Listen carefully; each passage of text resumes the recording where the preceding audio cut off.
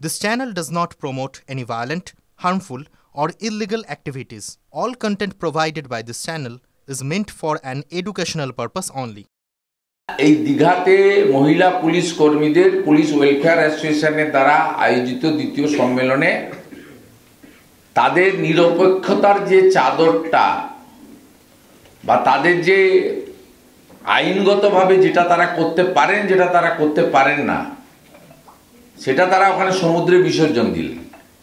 একজন sub inspector, একজন inspector এবং একজন এসিপি তারা শুধু পুলিশ মন্ত্রী মুখ্যমন্ত্রীর প্রশংসা করেছেন তা নয়, তারা আগামী নির্বাচনে মমতা বন্দ্যোপাধ্যায়কে মুখ্যমন্ত্রী হিসেবে চতুর্থবার এই বাংলায় দেখতে চান। মূলত আমার অভিযোগ হচ্ছে পশ্চিমবঙ্গ পুলিশ ওয়েলফেয়ার অ্যাসোসিয়েশনের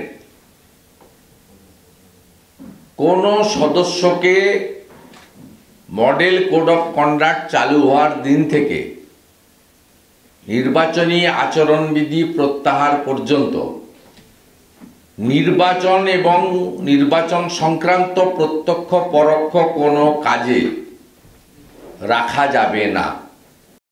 ওয়েলফেয়ার অ্যাসোসিয়েশনের যারা সদস্য তাদেরকে সরিয়ে নির্বাচন করতে হবে, কারণ they express their views and commitment in front of media and everybody.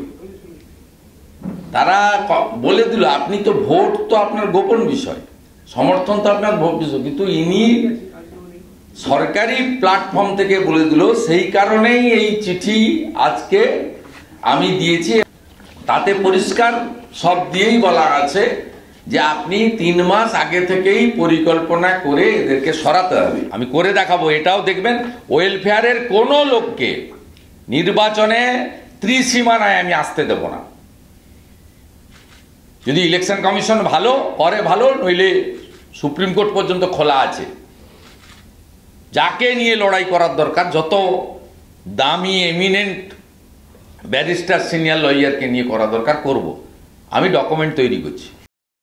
Manoj Burma R DC central Indira Mukherjee তাদেরকে এতবার communicate chief election commission ECI office এবং সিও অফিস থেকে করার পরেও তাদের রিমুভ করা হয়নি। এবং গতকাল যখন মধ্যরাত্রে রটে গেছিল যে এরা ভিতরে গেছে টেম্পারিং করার জন্য রেকর্ড রুম, তখন সজল ঘোষ কাউন্সিলর, তমগ্ন ঘোষেদের নেতৃত্বে প্রচুর যুব সাধারণ মানুষ বিজেপি কর্মী সেখানে জড়ো হয়। তাদেরকে কলকাতা পুলিশের বিরাট বাহিনী ওই অফিসের সামনে আটকায়।